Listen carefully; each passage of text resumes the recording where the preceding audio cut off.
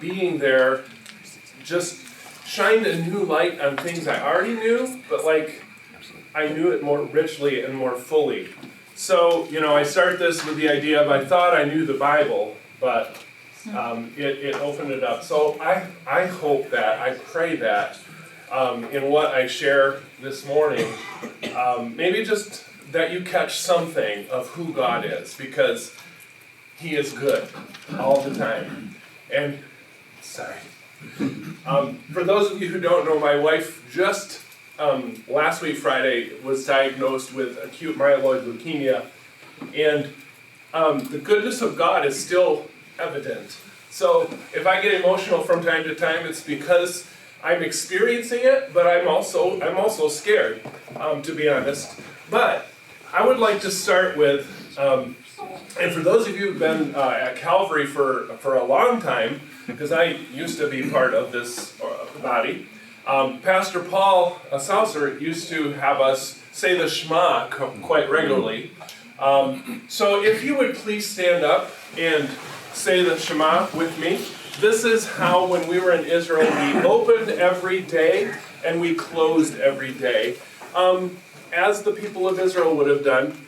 So I won't force you to say it in Hebrew. I think by the end of our 13 days there, I finally could say it in Hebrew, but it's a mouthful. Now, this is from Deuteronomy 6, and Shema simply means hear, like listen, but the Israelites would say this every day to be reminded of their core. Now, this is from Leviticus, love your neighbor as yourself. Obviously, Jesus also said, these are the two biggies. So, if you would join me in saying this together. Hear, O Israel, the Lord is our God, the Lord alone. Love the Lord your God with all your heart, with all your soul, and with all your might. And love your neighbor as yourself. Amen. Have a seat. That is God's heart. So, the big takeaway I got from this trip is God's go-to is grace. And He has always wanted to bring shalom to chaos. So from the very beginning, the Spirit was hovering over the deep, and the deep was chaos. It was formless and void. And yet the Spirit, Ruach, and we're going to come back to Ruach later. The Spirit of God was hovering over the surface of the waters. And to the Hebrew, waters was the abyss. Going underwater was like death. So that kind of gives baptism another idea. You go down to death and resurrect. But the Spirit of God was hovering over the waters. That's chaos. And He brought order to chaos on the first 3 days. He didn't create anything, He just brought order to it. And then the next 3 days, and I apologize, I did a word search and it changed it in all of them. So I apologize if I didn't catch some of those. Then He filled it the next 3 days, and He brought flourishing. Sin obviously came into the world, so chaos reemerged. But God calls us to be His human partners in bringing shalom to chaos. We pray it in the Lord's Prayer. Your kingdom come, your will be done on earth. We have to do that now. It's not just a someday. We're not just living our lives to get to heaven. We're living our lives to bring order to chaos. Just as a personal experience, my wife and my family are going through chaos right now. It is not the way God intended it to be, but we live in a world where chaos can happen at any moment. But we are experiencing the shalom of God through people like you, people that have brought us things and said we're praying. All around the world, literally, on our caring bridge, we're hearing from people who are bringing shalom into our chaos. I had a little 6th grade student who got to school Friday morning. I'm prepping for the day, and she says, "Can I take the chairs down and put them on the floor?" She sprayed all my tables down and wiped them up. It's like, That's her way of bringing order to my chaos. A 6th grade girl is doing something, and that's what we're called to do, bring order to chaos. So our very first day, we were at Gezer. This is a kind of a model of what the city gate. It was a city gate that Solomon built. It says, this was the purpose, this is from 1 Kings 9. This was the purpose of the forced labor which Solomon imposed. It was to build the house of the Lord, his own palace, the Millo and the wall of Jerusalem, and to fortify Hazor, Megiddo, and Gezer. So this is a city gate at Gezer that we went to. Make sure I'm not missing anything.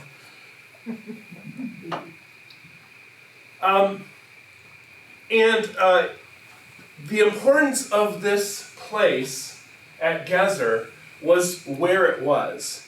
It was in a strategic position that was on the crossroads of the ancient coastal trade route that linked Egypt to Syria and Anatolia and Mesopotamia, and the road would come right through there. So you're trying to get over here, you come through Israel. You want to get over there, you come through Israel.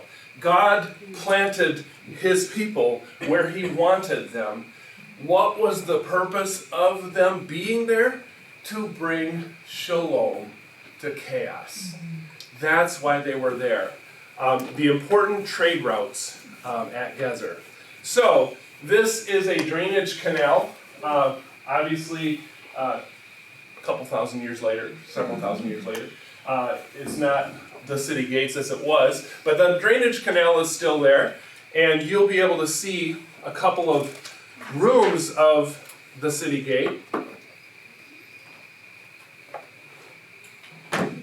So this is one of the side rooms that actually this is our teacher. His name is David Mustard. He is a teacher at Grand Rapids Christian now. He used to teach at Holland Christian. He was a student of Ray Vanderlaan back in the day, and then has become a friend and protege of him. So this was a That the World May Know tour of Israel.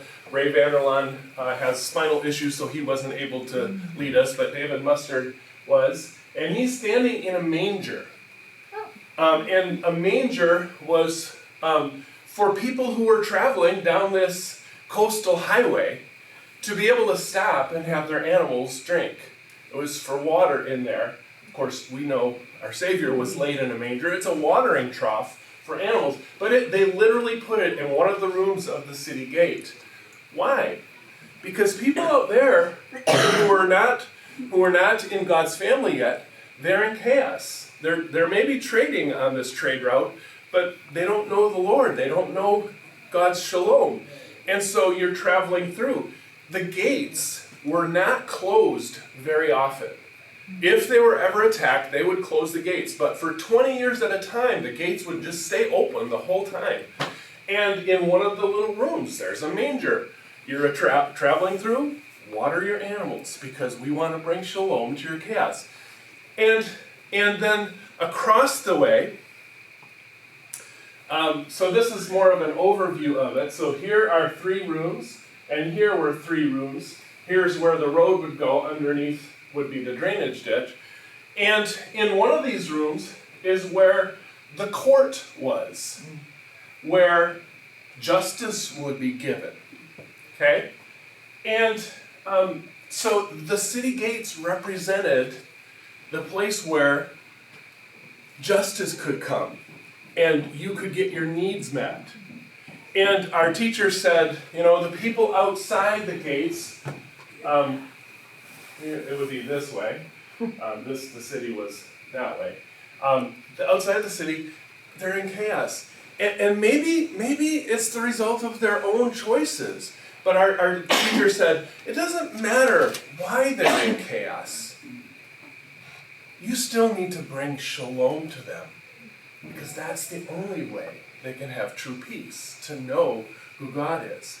So when you think about Psalm 100, verse 4, I will enter his gates with thanksgiving in my heart, and his courts with praise. This is where the good things began. Right as soon as you're in the gate of God's place. So that was my first experience coming across this. You can see this is just a community, the people's houses, beautiful flowers and things. And then all of a sudden, we're at this ruins of Gezer. It's pretty amazing. Really close by were these standing stones. And we were told that as tall as they are, they also, they've been filled, they were twice as tall. They go underground now, as tall as this is. So these standing stones were, we're talking 2,000, 1,500, 1,000 BC. I don't know how they pushed those things up.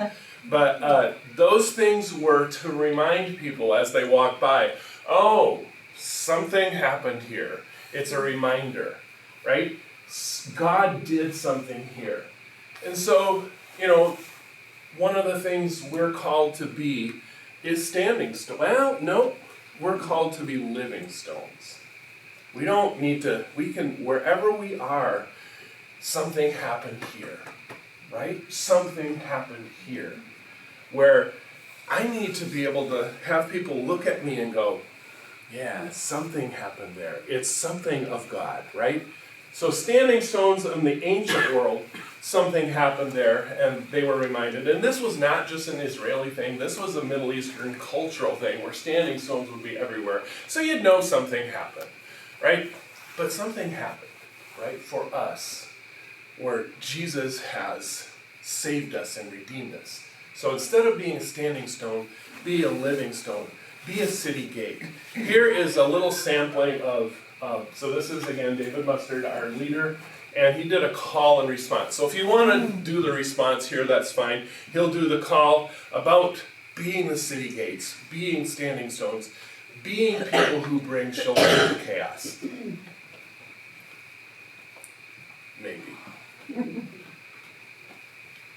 We come to Gezer to know the story. And find our place in it. To be city gates. Standing stones. At the crossroads of the world.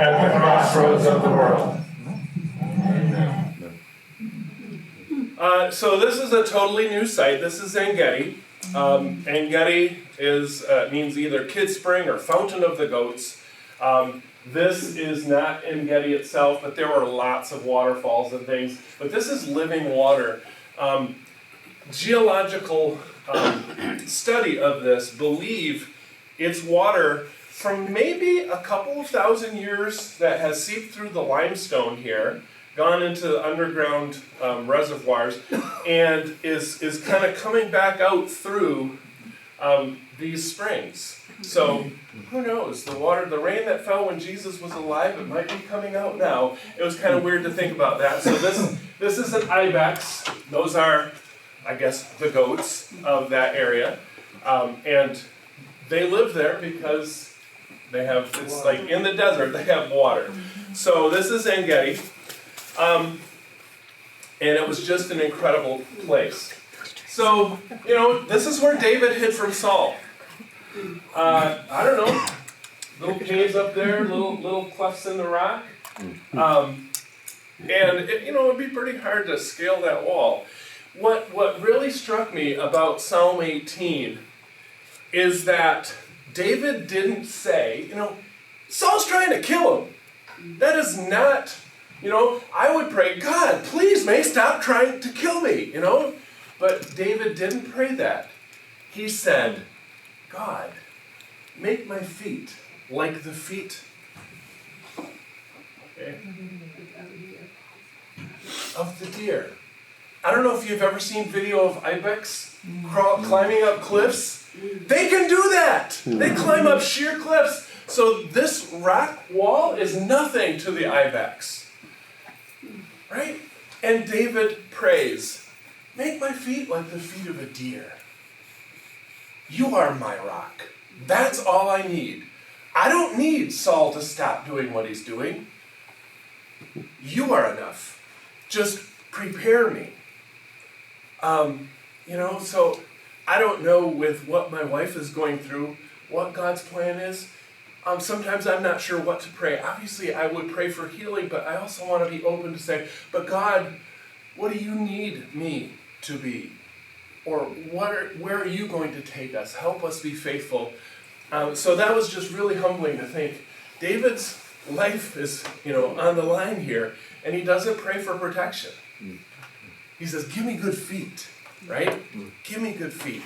So these are more pictures of En Gedi. You can see a lot of possible places to climb into for hiding from Saul. And then this is En Gedi. This is the spring. I don't know what makes it the spring, but we all got it, and that's me jumping in.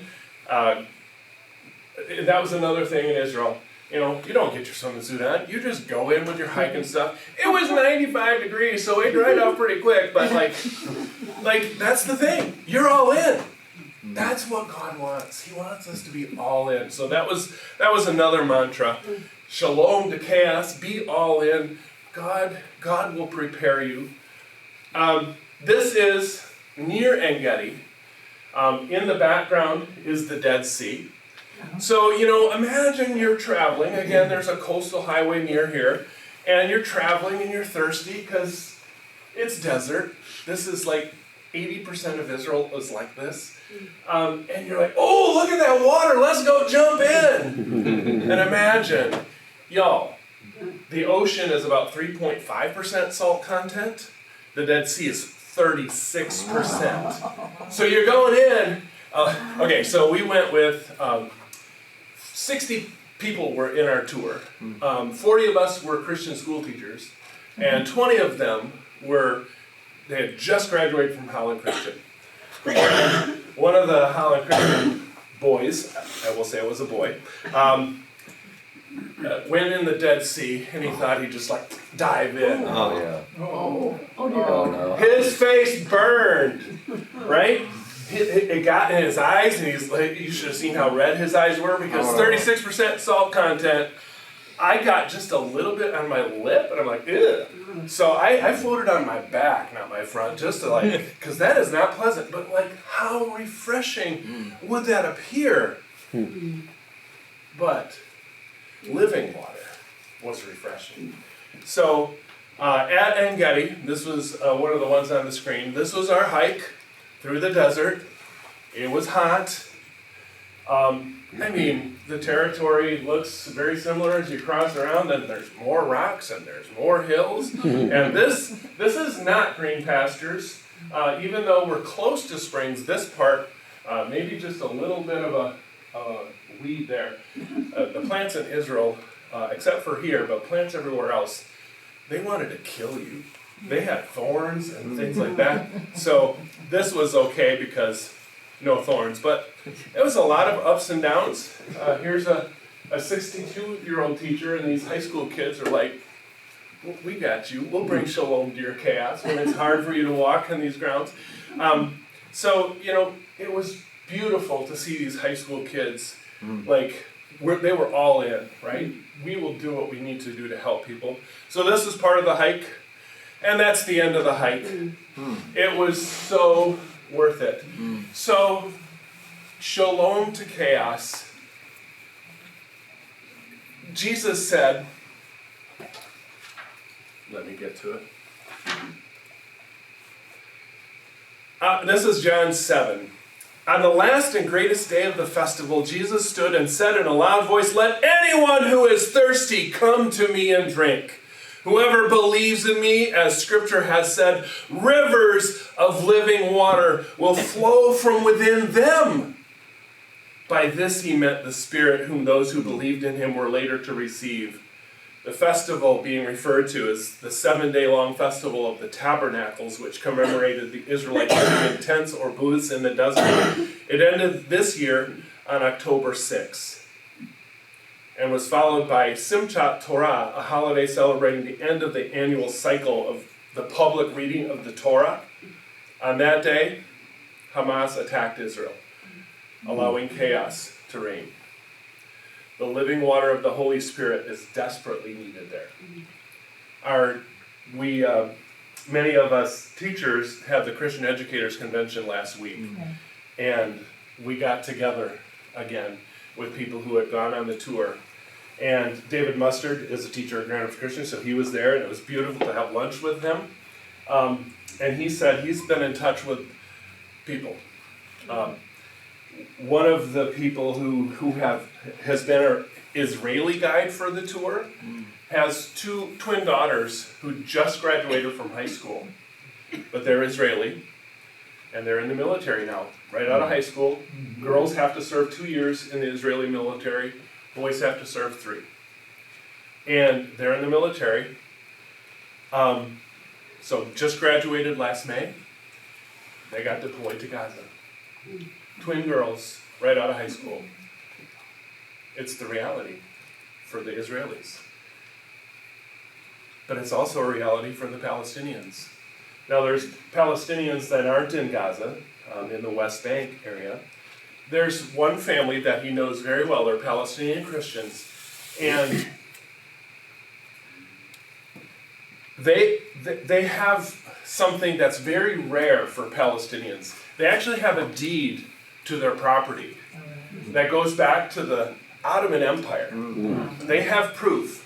Now Israel has been trying to take that property. It's gone to the Israeli Supreme Court 3 times. Israel has cut off their water and their gas several times, gone to court, got it back. And so they actually literally live in caves in the area where they live. But I mean, they have it up nice. They got running water and electricity in the cave now. And they have the deed to it. But there's like a mile-long gravel drive up to the place. And if you saw En-Gedi with the hills and all that, there's hills all over Israel. And so this gravel drive, one day, they got ready to go home from work. And they get to the end of that drive, and there's this huge boulder placed in front of their drive. Israel put it there because they want that land. So now they have to walk a kilometer to get from where they park their car to get to their home. They went back out to that rock and they wrote on it to anyone who will come. They wrote, because they're Palestinian Christians, they said, "You cannot make us hate you." That's what they said. So, when you think about Israel and Palestine and what's going on, Hamas is a terrorist organization. Israel's response hasn't always been measured, that's my opinion. But they definitely have a right to defend themselves. But at the same time, there's injustice, and especially if you are a Palestinian Christian. They're in the minority, so they got kind of 2 sides, kind of. And so David Mustard, our leader, said that the Christians he knows in Israel they want to live the words of Jesus. They want to put into practice, love your enemy. And their enemy is trying to kill them. And so that makes the words of Jesus so real to them, because they feel like that idea to try to spread that message to others is falling on deaf ears. But love your enemy. Of all of the teachings of Jesus, there are a lot of teachings of Jesus that are very in the Pharisaical tradition of teaching, but there's one new idea that Jesus put in the traditional teachings of Hebrew teaching. It was, love your enemy. That's hard, but that's Jesus. This is just a fun video here showing that we did have, as I'm like limping places because this is hard because I'm old and the bones don't work. We had young people along too.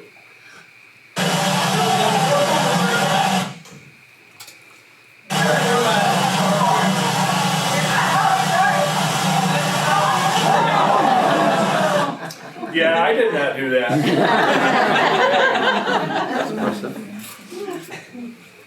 Anyway, so being living water for Palestinian Christians, that's a desire they have. If you want to have a prayer focus, pray for the whole situation, but for Israeli Christians, it's a hard life. Now, remember that word ruach is the Spirit.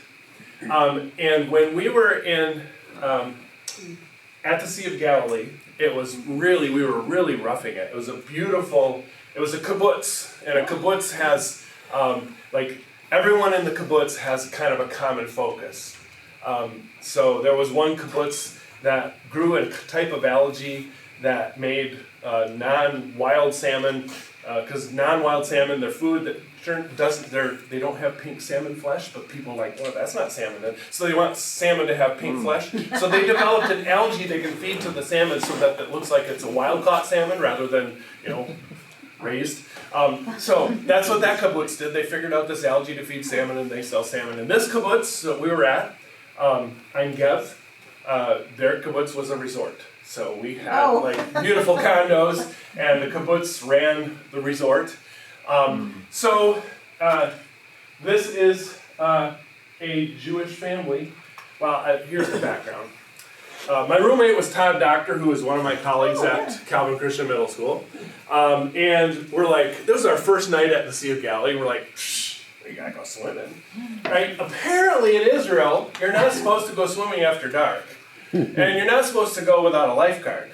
Well, it was after dark and there was no lifeguard, but we're at the Sea of Galilee. So we went to the swimming area and we went swimming. I mean, there were maybe 2 to 4 foot waves. And we got out, drying ourselves off, and let's see, Yehuda and his grandson. Oh, yeah, no. And I can't see, there, his grandson came down and I don't think Yehuda spoke English, but he was good-natured, he had a smile on his face, but you shouldn't be swimming, it's not safe. And Todd and I were like, well, we're from Michigan, so we know big lakes were okay, but thanks for your concern. And then they left. And then some of the high school people, so this is a recent graduate. She's a teacher at Graham's Christian. But those 3 girls are down there like, you're teachers and you're setting a bad example. And we're like, whatever. Then the grandson hollers down, because this was right by their condo was right by the swimming area. He calls down to us, like, hey, do you know this word? And he was like, what word? He said, Iruach. And we're like, nope.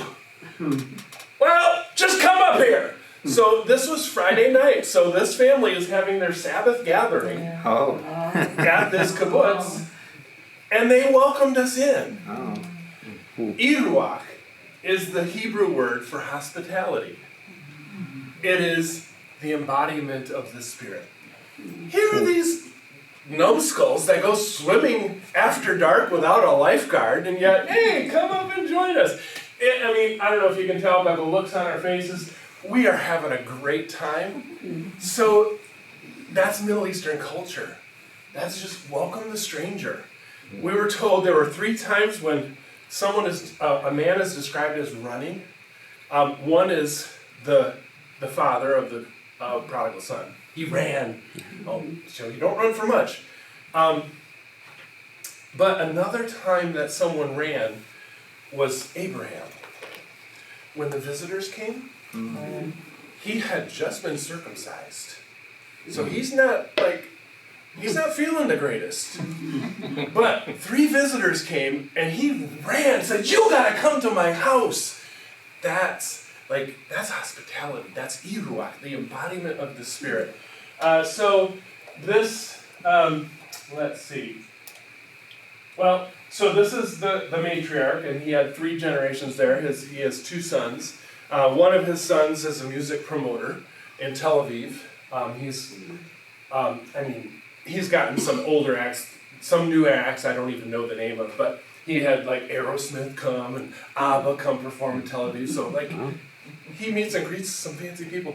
And the younger son was on Israel's version of American Idol and finished second. And so this is another family on the same night. So Todd and I said goodbye to them. We were walking back to our condo, and on the way back, we're walking right along Sea of Galilee. There was a family having their Sabbath meal together at this table. And they had been cooking on our way to supper that night. And we're like, ooh, I hope our food is as good as yours, kind of hitting it up with them. And when we were walking back to our condo after being with this family, they're like, we said, hey, did it taste as good as it smelled? And they're like, yeah, you want some? And we're like, why not? So this is what they gave us. Including challah bread, which is their Sabbath morning bread. And like, have this tomorrow morning. So it's like, what? Who does this to perfect strangers?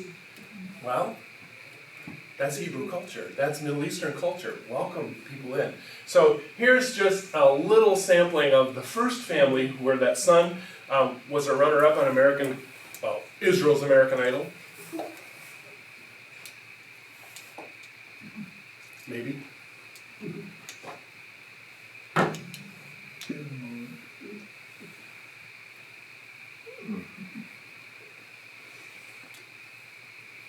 Or maybe not. He sang Justin Bieber. He sang Ed Sheeran. He sang a couple people that I knew who they were. I could sing along with one of the songs. But the one, I don't think it's going to play. It was a Hebrew song that he wrote. He sang it in Hebrew. And for me, it was my favorite, even though I had no idea what he sang. Because it's like, he was connecting with it. So maybe it'll play.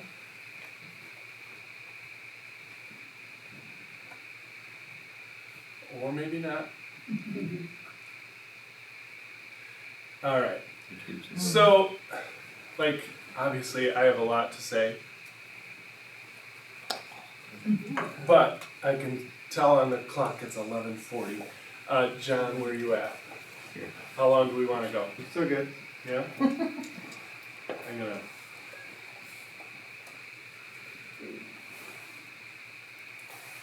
My computer's lagging all of a sudden. Let me close out of this.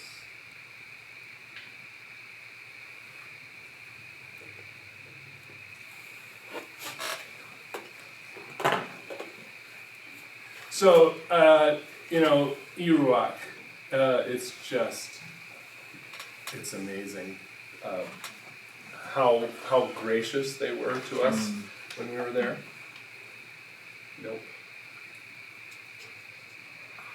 So, total transition from hospitality in Iruak to, I think I'll end after this, comparing Herod the Great to Jesus. So here's a picture of Herod the Great, and there's a picture of the kind of cave where Jesus was born, at the time where Herod the Great is ruling, right? The juxtaposition of kingdoms. Now, let me ask you, whose kingdom still exists, right? So to see Herod the Great, and what he was, and who he thought he needed to be, and the power he wanted to wield, and then this young peasant child who wasn't even born in a home, it's like, love your enemies. Be good to those who persecute you. That is not Herod. Herod was nuts. Also a genius. So he had palaces all over Israel. We visited 3 of them. So this one was Masada. This was his favorite. Right on the other side of this hill is the Dead Sea. He was a desert lover. He was not Israeli. He was not Hebrew. He was Idumean or Edomite. So related, but he married someone from the Hasmonean dynasty line. Now the Hasmonean family, we know them better as the Maccabees that helped defeat the Greeks who were trying to take over.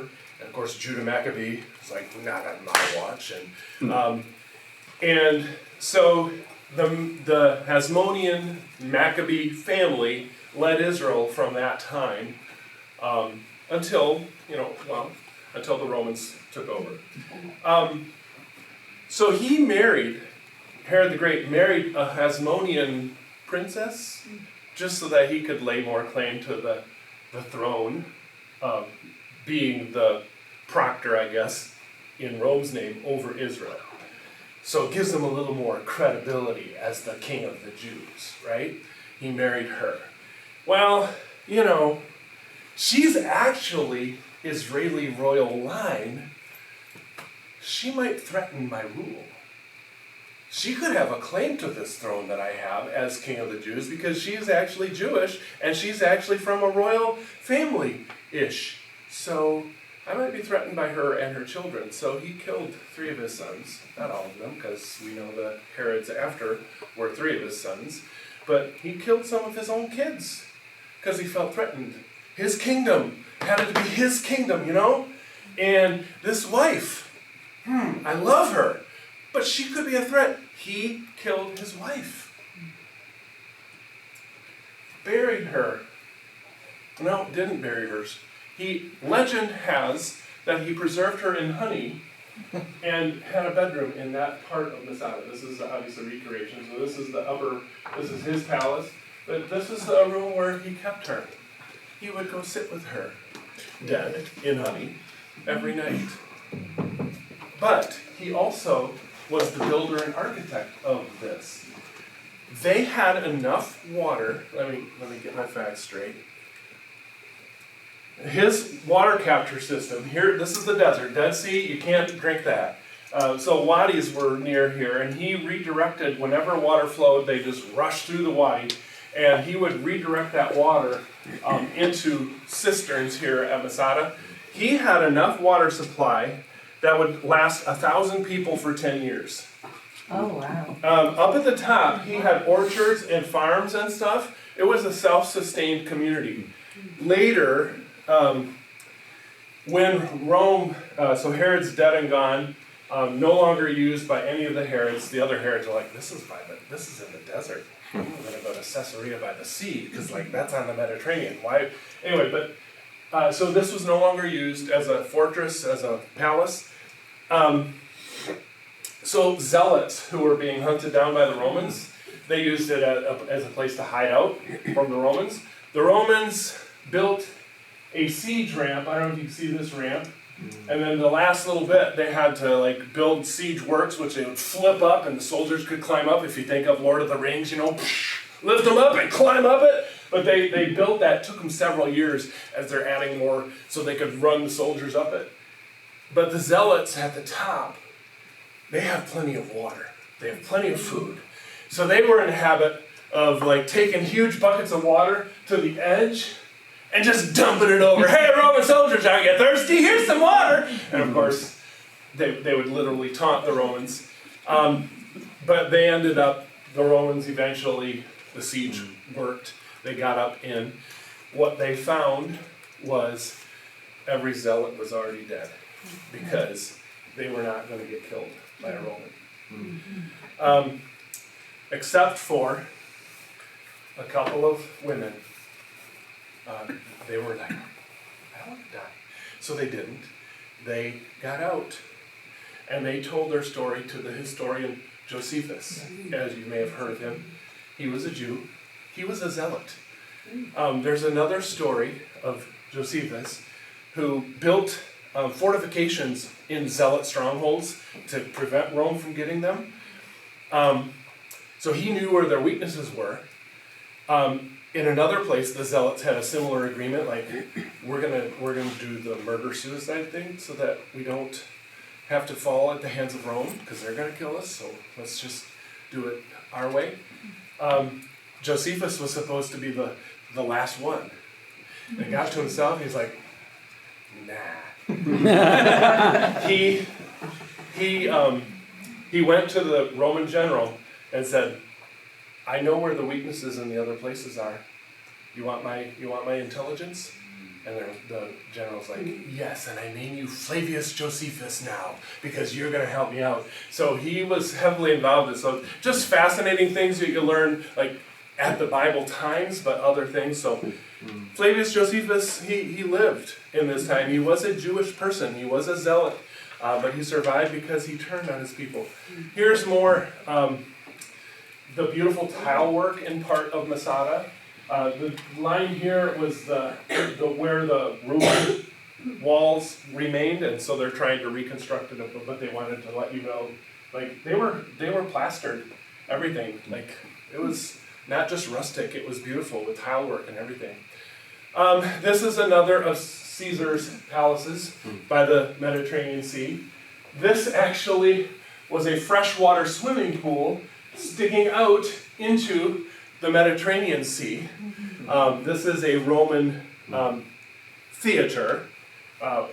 It's not an amphitheater. An amphitheater went all the way around, and a theater is a half circle.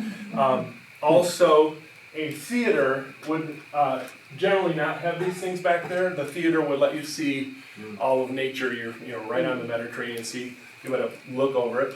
It could seat 4,000 people. This particular one by the sea.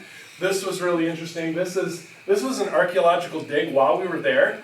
They think that Paul was kept under house arrest down in there. Like he was allowed to go around Caesarea during the day, but at night he had to, go back to his cave, I guess. So they were actually doing conservation work while we were there, so we couldn't go in to see it. But like he was on trial before he went to Rome under Felix and Festus. They held court here at Caesarea by the Sea. Here is another of Herod's palaces, the Herodium. He literally built this mountain to be the tallest mountain in the area because he's Herod the Great and he wants everyone to know it. So this is the top of it. This is an aerial view. And it did literally in the morning cast a shadow over Bethlehem. Oh. So you got Herod the Great, like hearing that he killed his own children and his favorite wife, she was his favorite, that like threatened my throne. And then this other guy. Anyone who wants to save his life must lose it. Right? For my sake and for the gospel. I mean, Herod the Great, who is dead and gone, still remembered, but now more as a crazy person than, again, plaster and color even in the ruins of the Herodium. This is a theater. Inside, tunnels to get up there in case, Rome was threatening or whatever. And then you got Jesus. This is near Bethlehem, probably not the exact cave, but it's still being used by shepherds. I don't know if you can tell the blackened rocks. They built fires in there. And so when the shepherds here, because there would be a manger in one of the caves, it's like the best cave for the sheep to hang out at night. There would be a manger in one of them. And so when the shepherds heard, yeah, and this new child is laying in a manger, they'd be like, I know where that is because we've been there, because that's where we've taken our sheep when we're in that area, because they have to take their sheep wherever the green pastures are. And they're like, I know where that is. And that God called shepherds to be the first ones to go visit Jesus. Who are shepherds? They're little kids. 11, 12-year-old boys, sometimes girls, they're just shepherds. But yet God's like, yeah, but I see you. That's how God is, right? Shalom to chaos, looking for how he can bless the oppressed. There's literal poop on the ground because this is a place where sheep come and do their thing, right? And Jesus is born here. How markedly different. And so this is a cave where they kind of built it up here. This is our teacher, David Mustard. And when Jesus said, I am the gate for the sheep, laying your life in front, the sheep are inside in safety. And the shepherd himself is the gate, is the buffer, is the protector. Compare the power-seeking of Herod to this king, laying down his life for his sheep, bringing shalom to chaos. When we can't find a way, he is the way. And I'll end there. Thank you for listening. Thank you. Was that a big Mandalorian tour? I wasn't. It was he's got spinal issues, so Yeah. he didn't come, but Yeah, it is a That the World May Know Yeah, tour. it's very cool. It was intense. Wow. How many days? 13. Okay. And there were donors to help Christian school teachers before. Did you guys climb Masada? What? Did you climb Masada? I did. Yeah, and we got up there, and there's a trolley car that could have taken us up. We climbed Mount Carmel too. And then some of the older ladies were like, I can't do it. The bus took them to the top, and they're waiting for us. So yeah. How many miles did you walk? I don't know. A lot. Probably A 100. lot. Yeah, that's so cool. And David Mustard, our leader, had been there for 2 weeks previous with mostly high schoolers. So when he gets off the bus, he's like, "Let's go!" And like the high school kids, he didn't have any. I mean, they were like right with him. Yeah. Some of us were like, he did have to adjust the trip because of the age of some of us. So some of the other people. Not you.